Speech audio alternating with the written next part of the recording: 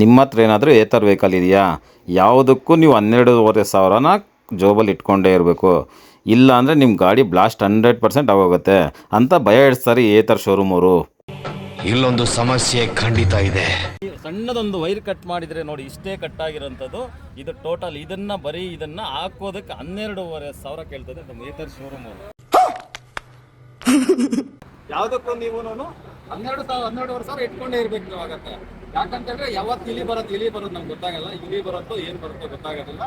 ನೋಡಿ ನಾವು ಹೇಳ್ತಾ ಇರೋದು ಇಲಿ ಕಟ್ ಮಾಡಿರೋದಲ್ಲ ಇದು. ನೋಡಿ ಇದು ಈ ತರ ಹಿಂಗೆ ಟರ್ನ್ ಆದಾಗ ಅದು ಉಜ್ಜಿರೋದು.